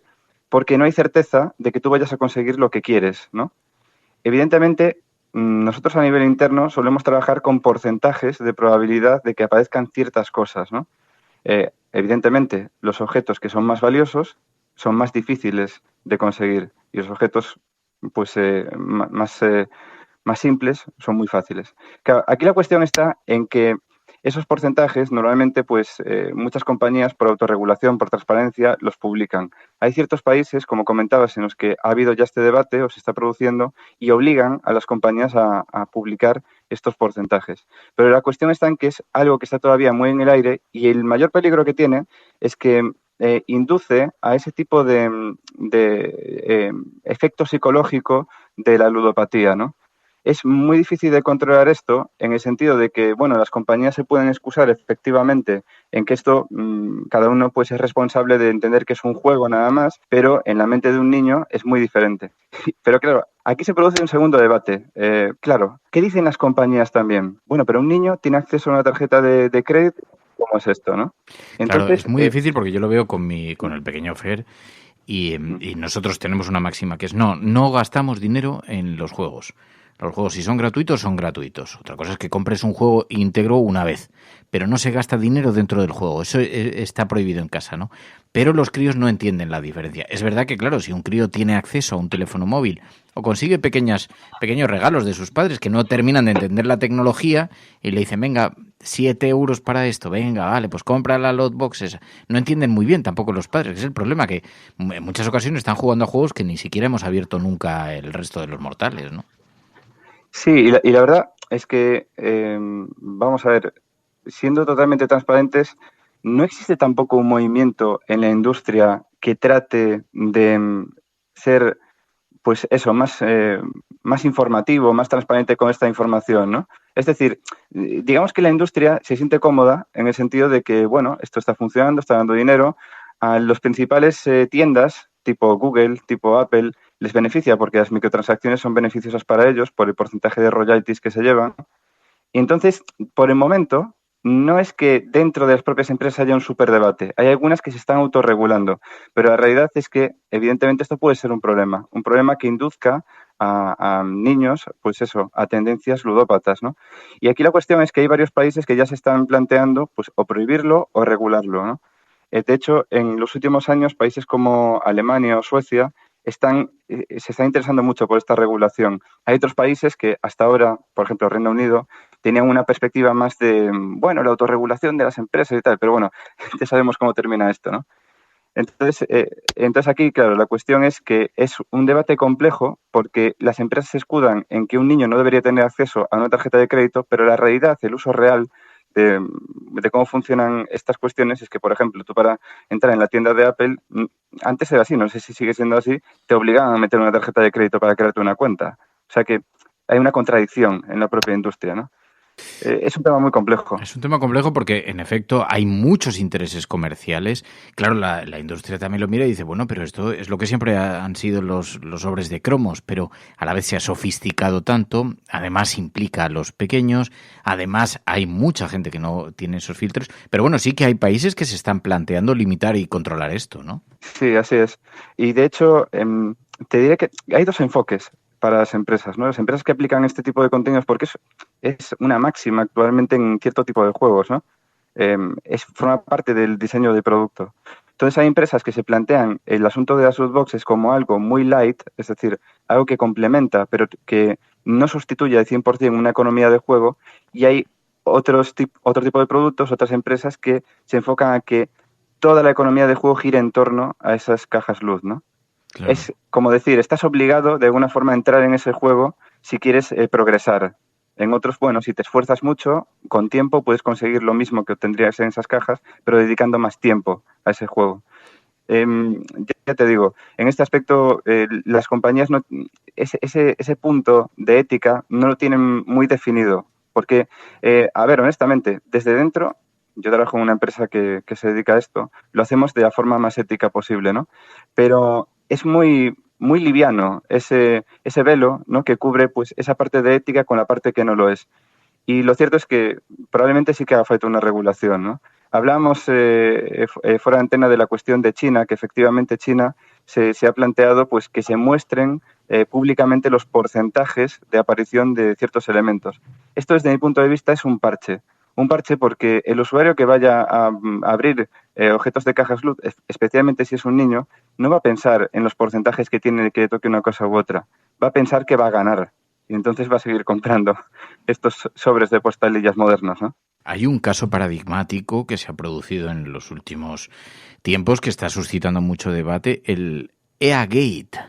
Efectivamente. Este tema estalló justamente esta semana, el EA-Gate. Bien, esto proviene del videojuego FIFA, la saga de videojuegos de fútbol, y estos videojuegos tienen un modo de juego que básicamente induce a los jugadores a comprar paquetes de postalillas, como los cromos de fútbol, es directamente esa analogía, pues te compras un paquete y te puede tocar pues Cristiano Ronaldo o Messi o a lo mejor jugadores menos conocidos. Aquí la cuestión está en que resulta que lo que ha estallado es un caso de corrupción dentro de la propia empresa. Se está investigando ahora mismo, la empresa es Electronic Arts, concretamente EA Sports, y parece ser que algunos de los trabajadores de estas empresas estarían vendiendo este tipo de los jugadores directamente en una especie de mercado negro, ¿no? de cromos del FIFA. Claro, esto es bastante grave por varios motivos. Primero, porque es un fraude, evidentemente, a un producto que juegan millones de personas.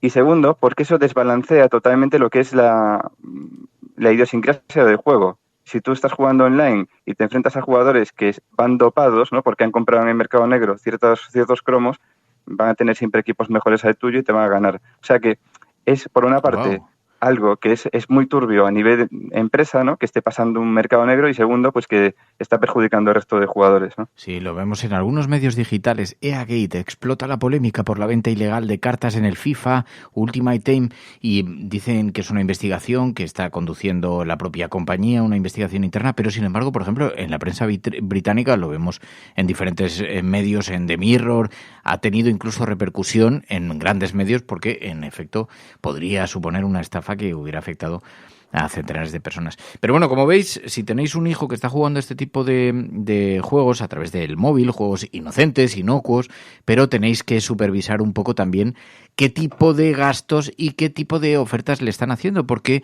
las autoridades advierten de que esto podría tener consecuencias. Creo que hay una iniciativa, además del gobierno, en la que está trabajando Alberto Garzón para regular las lot boxes aquí en España.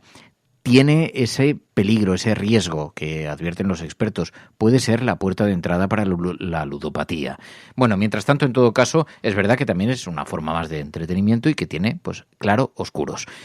Víctor Fernández, Víctor, te agradezco muchísimo que nos hayas ayudado a comprender un poquito mejor esto. Muchas gracias, Víctor. Muchas gracias a ti, porque además soy muy aficionado a escuchar la cafetera. Me acompañáis mucho y la verdad es que es un auténtico privilegio y un honor estar aquí aportando, pues, un poquito de algo de lo que sé un poquito, ¿no? Así que muchísimas gracias por invitarme. Pues me encanta tener a los hermanos, pero que sepas que Jorge me ha tendido una trampa, porque claro, yo pensaba que Peral no era un apellido artístico, que era vuestro apellido.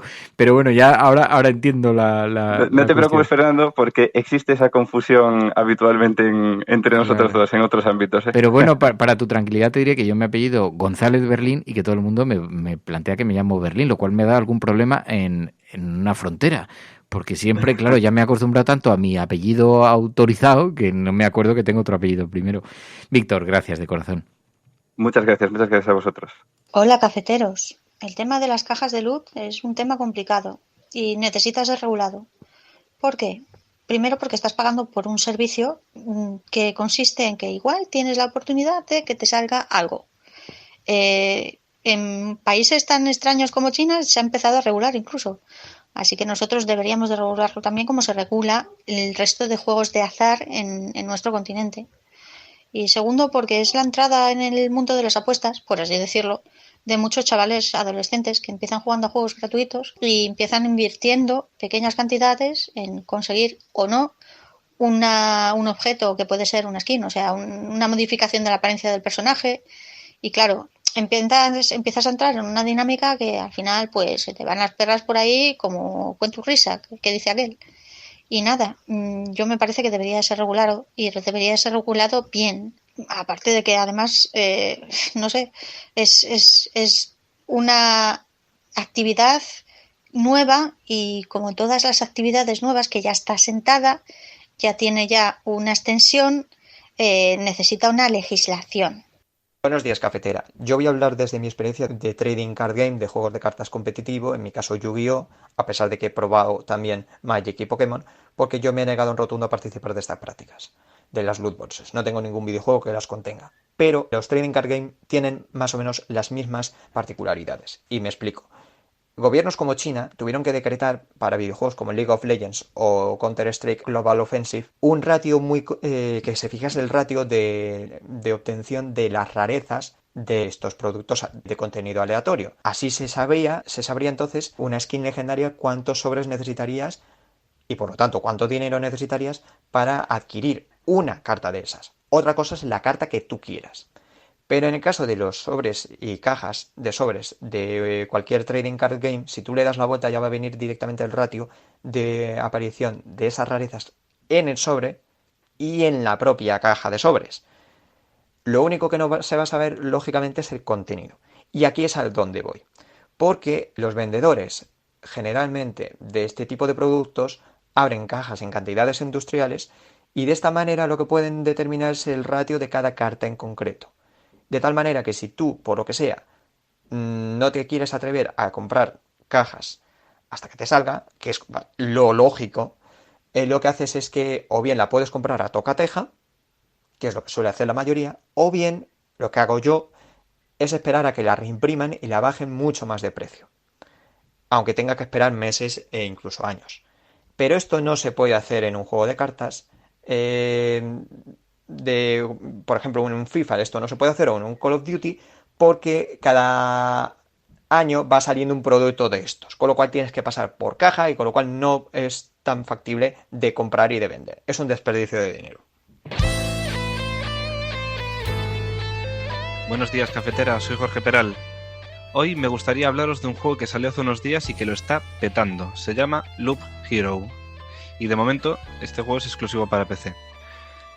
Bueno, Loop Hero nos pone en la piel de un caballero que ha visto como un ser maligno, una especie de lich, ha destruido el mundo, lo ha convertido en la nada. Y nuestra misión es ir recomponiendo ese mundo.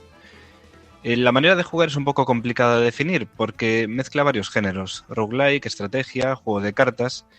Cada pantalla se compone de un nivel cíclico y mientras nuestro personaje da vueltas por él de manera automática, pues tenemos que ir gestionando los recursos que consigue en sus peleas y decidir cuándo acabamos el ciclo o si continuamos dando vueltas para conseguir más recursos. Puede parecer muy sencillo, pero realmente se va complicando el juego y resulta muy divertido y también muy adictivo. El juego ya ha vendido 500.000 de copias. 500.000 de copias en solo una semana. Y esto, pues la verdad es que es la leche, teniendo en cuenta que este juego lo han hecho pues en un puñado de personas, no sé si 3 o 4. Es una auténtica pasada. Es el típico juego que con muy poquito consigue mucho. Y además pues tiene un buen precio, creo que lo podéis encontrar por unos 13 o 14 euros en Steam. Y bueno, ya os digo, demuestra que con muy poco se puede crear algo muy interesante sin disponer pues de gráficos increíbles o de un altísimo presupuesto. Os recomiendo que le echéis un ojo. Así que nada, pasad un buen fin de cafetera. Hasta otra.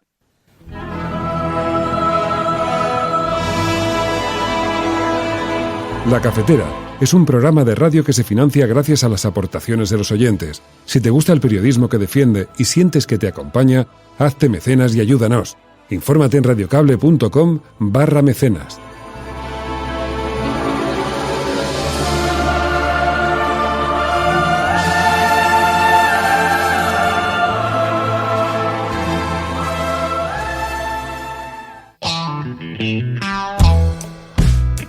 La Cafetera presenta los relatos de Ainhoa Goñi.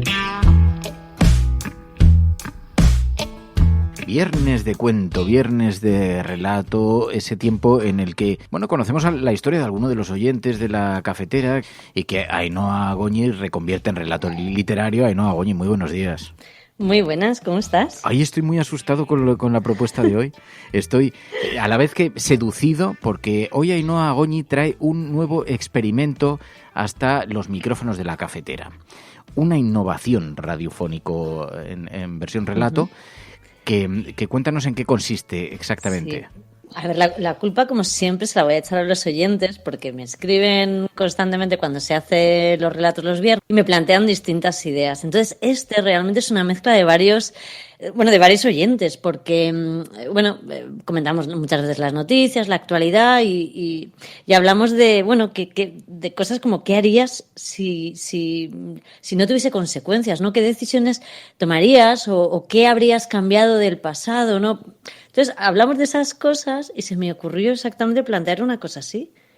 ¿Qué pasa, Fernando, si de repente te digo, bueno, puedes tener 24 horas en las que cualquier decisión que tomes, cualquier cosa que digas, cualquier cosa que hagas, no tiene consecuencias? Mañana no ha pasado nada.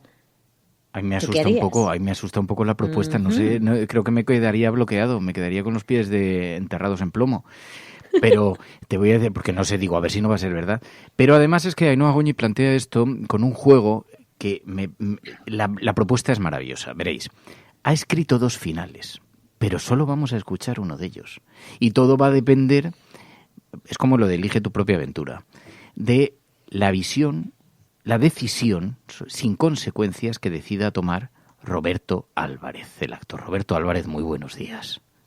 Buenos días, ¿cómo estás? Mi amigo, porque eres mi amigo, porque te conozco desde hace más de 10 años por lo menos. Es que me ha asustado de pronto Roberto Álvarez cuando hemos conversado antes de comenzar, dice, tú y yo nos conocemos. Y entonces me ha empezado a hacer una radiografía que me ha dejado, tú tienes una mente fotográfica que te tiene que atormentar. Sí, otra no tengo, pero yo cuando voy a la serie de televisión puedo aprenderme 20 páginas. No me preguntes el nombre de mis compañeros porque se me olvidan. Pero cuando aprendo efectivamente, ya has dado en el clavo, aprendo fotográficamente los textos, sí. Luego se me olvidan enseguida. 4 años llevas, más de 4 años. Te tengo pillado, vamos. No, ya lo he visto, pero, sí. Pero llevas más de 4 años en servir y proteger, ¿no? En la serie, que no te deja mucho tiempo, me imagino, para hacer otras cosas, pero algunos líos veo que estás metido. Pero más de 4 años hago teatro, sí. Hay una edad en la que te da por esto. Además lo he comprobado. También soy productor de teatro en Zebra con otras personas que en el equipo. Y me he dado cuenta, por ejemplo, estamos con el Chivo, con Echanove y el Coronel, con Imanol Arias, ¿no? Un par de semanas viendo la gira ahora. Y veo que estas personas, igual que yo, llega una edad en la que quieres exprimir el tiempo al 100%. Yo también estoy haciendo teatro a la vez que esto, produzco teatro y eso, y tengo una familia maravillosa y hago la comida y friego los platos. O sea que es porque creo que es esto, ¿no? Es como que eres mayor y dices tú, bueno, hay que aprovecharlo todo, no vaya a ser que falte. Pero dilo todo y tienes un cuerpo hercúleo y eres aclamado por las masas. Oye, ya lo sabes, cada día más alto, guapo y delgado, sí. Pero estáis produciendo, es verdad, el Chivo, la fiesta del Chivo. La fiesta del Chivo y el Coronel no tiene quien escriba, sí. Oye, que vi la obra absolutamente maravilloso, Echanove, y la obra fantástica. Sí, la fiesta del Chivo está ahora en el Infanta Isabel, mira, aprovecho, está este mes. En plena pandemia, luchando ahí de jueves a domingo. Sí. Oye, claro. Y respetando las normas, pero estaba lleno el otro día, o sea que fantástico. Sí, se llena, pero claro, se llena el 50%, y al ser una producción privada, pues cuesta trabajo salir adelante. Pero bueno, en fin, las productoras a veces hacen las cosas para que los actores estén a gusto, para que tengan una trayectoria de la obra ampliada, sin grandes descansos por meses, y bueno, se hace todo, al final la compensa, al final de todo, todas las veces que has venido a Madrid, que has ido de gira, pues bueno, haces los números y te salen, pero si no, ahora mismo pues no sería conveniente.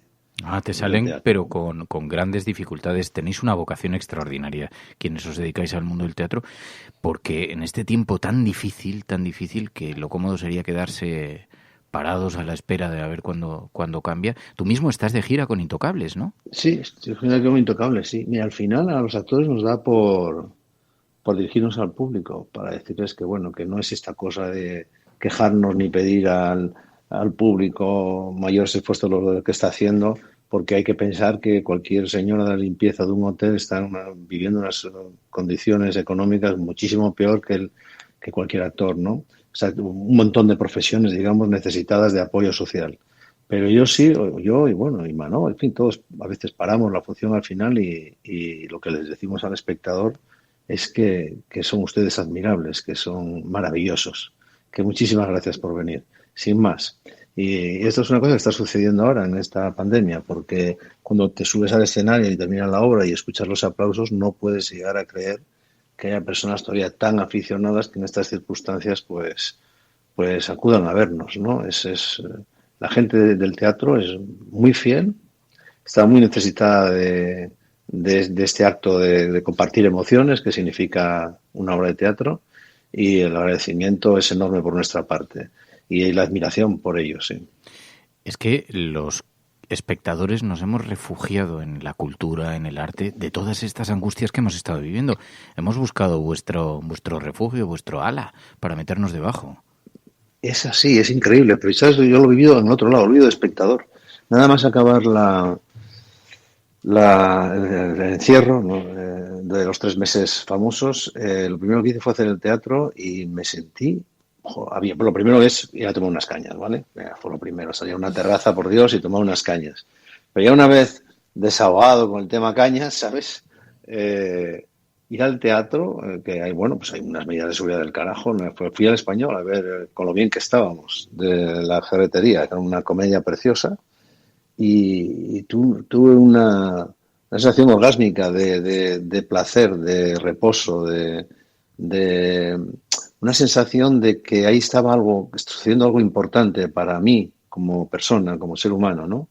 Que era eso, ¿no? Era compartir con otras personas, espectadores y oficiantes, pues un acto, unas emociones, ¿no? Una historia, una pequeña historia. Y me sentí, pues esto, ligado a lo que somos, a lo que no éramos de estos 3 meses, que éramos gente aislada en casa, y me sentí unido, pues, a la ciudadanía, ¿no? A la sociedad. Fue una sensación extrañísima, que no he dejado de tener, y voy todos los meses, todos los días, todas las semanas al teatro. Ayer estuve viendo El bar, que duró 50 años, se llama, de Sanzol, en el Teatro Valle Inclán. Maravilloso. Wow. Ahí estuve en el teatro, voy todos los días al teatro, todas las semanas al teatro, todo lo que puedo. Bueno, y si pudieras vivir sin consecuencias, ¿qué haría Roberto Álvarez? La propuesta de Ainhoa es bien divertida. Antes de que empezásemos han empezado a discutir y he dicho, un momentito, vamos a hablar de esto en público, no os guardéis nada, es no os que, guardéis ningún trapo sucio. Mira, no me conoces bien, pero yo soy un gamberro de mucho cuidado y además soy actor. Entonces, no empiezo a conocerte, creo. Como ella se puso así en plan nihilista aquí, esto lo digo de bromas, Ainhoa, ya sabes, está perfectamente escrito, muy bien, una historia muy interesante, muy bien escrita, y por tanto con mucha intención. Pero se me ocurrió que detrás de las palabras hay múltiples interpretaciones, y esto es muy de actor, ¿no? El típico ejercicio que hacemos cuando estamos en clase es decir buenos días. No es lo mismo decir hola, buenos días, que decir buenos días, buenos días. ¿Sabes? Significa que detrás hay, no te lo puedo hacer porque tendrías que verme, detrás hay múltiples acepciones en una misma palabra. Y en esta intención maravillosa, nihilista, budista, que hay aquí de, oh Dios mío, qué bonito sería un día sin consecuencias, voy a darle la vuelta por completo y voy a contestarlo de la manera que no inmediata, no la que correspondería a un buen hombre, ¿no? Sino todo lo contrario. Y voy a sorprender a Ainhoa diciendo que mi contestación es que no quiero vivir un día sin consecuencias. Que todo esto es una artimaña suya, la de la autora, ¿sabes? Para sonsacarle a otra persona una verdad que ella quiere conocer. Y que se ha vestido eso, de budista, de filósofa, de persona buenista, ¿sabes? Para sonsacar. Que en realidad este texto es traicionero. Ay. ¿Y cómo se demuestra que es traicionero, Ainhoa? Porque al final, cuando lea lo que es para las personas que contestan que no, hay verdaderas agresiones. Pero un momento. Y se descubre la verdadera intención de quien lo escribe. Pero un momento, yo no vamos a leer los 2 finales, vamos a elegir el que ha dicho Roberto. Claro, no. Él ha decidido ser malvado, pues vamos a leer el no. Yo le había propuesto también la opción, yo doy opciones de decir, bueno, vamos a eso, ¿no? Vamos a ser un poquito positivos, vamos a ser tal. Él ha dicho, no, Ainhoa, no. Y ahí nos quedamos, así que los oyentes... Y cuando las personas escuchen el no, verán las verdaderas intenciones de quien escribió o quien propuso el día sin consecuencias. Ahí aflorará Ainhoa. Bueno, pues queridos oyentes, meteos en un día sin consecuencias, donde puedes tomar decisiones. Ainhoa Goñi ha escrito 2 finales. el final lo va a elegir Roberto Álvarez. Y nos vamos a quedar sin conocer, yo también, nos vamos a quedar sin conocer la otra alternativa. ¿Qué haríais? Es muy doloroso, la verdad, eso. No debías hacerlo nunca, pero bueno, no me importa. Pero a la vez, qué propuesta tan divertida, tan osada. ¿Qué haríais si pudierais vivir en un día, en una jornada, 24 horas, sin consecuencias? Nada de lo que hagáis en las próximas horas va a ser juzgado por nada ni por nadie. En la voz de Roberto Álvarez. Y atención, voy a leerlo como un lobo con piel de cordero, que es lo que Ainhoa ha querido que con su intención en el texto, ¿sabes? No esperábamos menos. Empiezo cuando quieras. Un día sin consecuencias.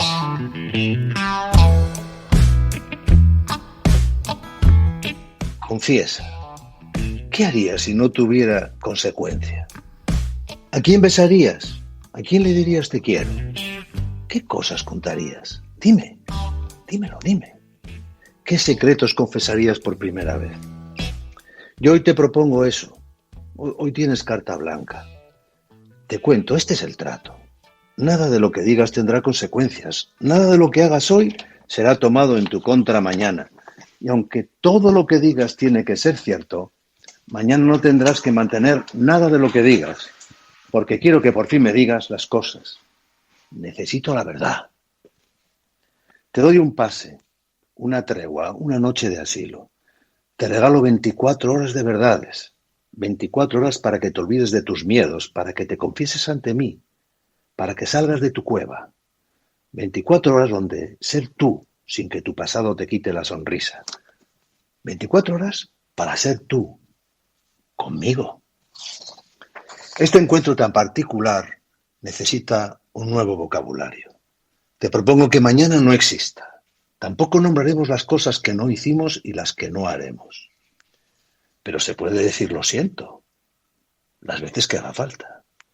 Puedes decir que te equivocaste, aunque mañana lo niegues todo. Puedes obviar las cosas que hacen daño, las palabras graves, serias, intensas, históricas, porque hay palabras que no deberían existir.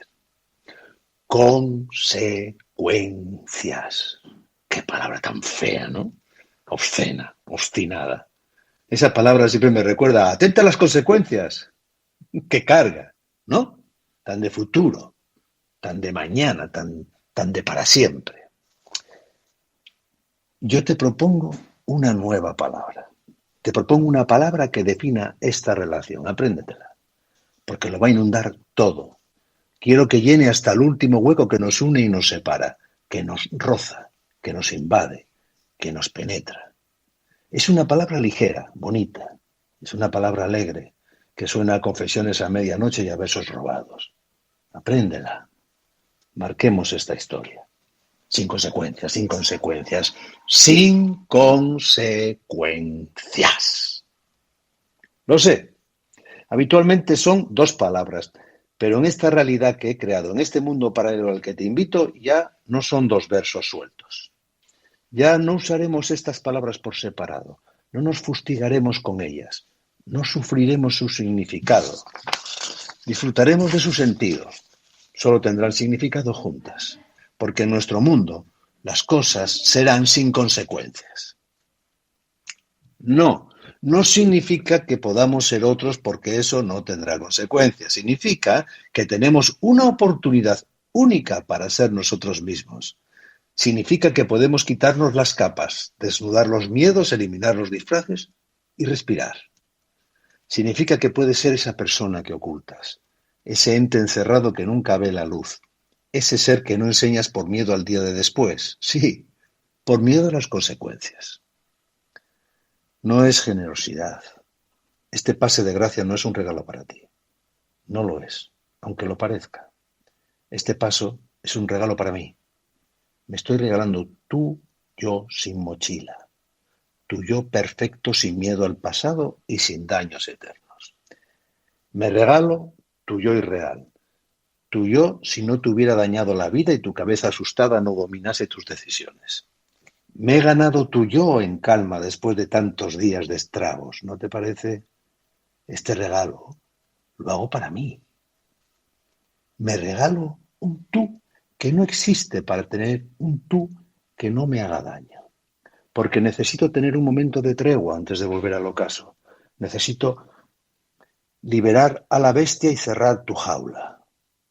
Sé que me esperan 24 horas de confesiones, de pieles dolidas y de gemidos y horas de fantasías y sueños, y sé que este pasaporte de libertad no cura tus daños, porque te esperan años de tormentas, pero sé que curará mis heridas. La otra parte es que si aceptas el trato, yo después puedo elegir qué hacer contigo. Ese es el acuerdo. Yo puedo decidir que salgas de mi vida y tú tendrás que respetarlo. Dime, ¿lo aceptas?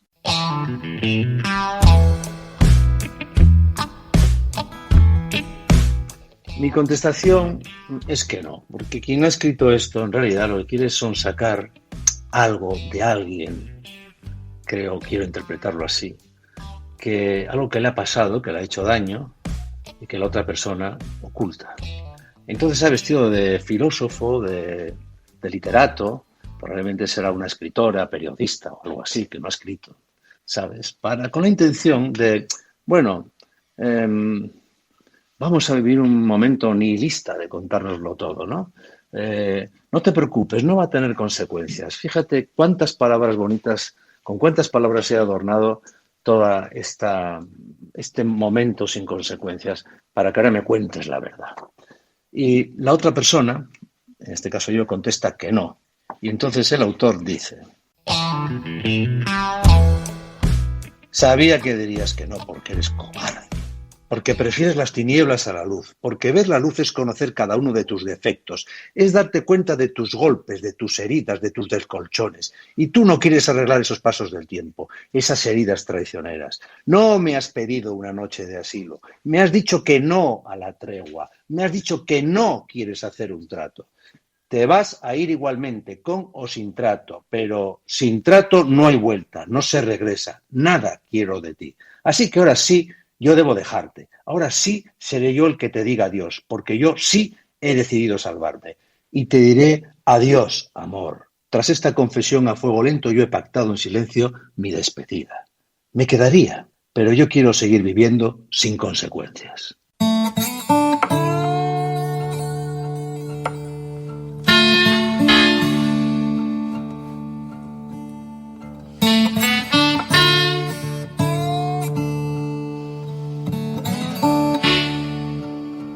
La Cafetera es un programa de radio que se financia gracias a las aportaciones de los oyentes. Si te gusta el periodismo que defiende y sientes que te acompaña, hazte mecenas y ayúdanos. Infórmate en radiocable.com/mecenas.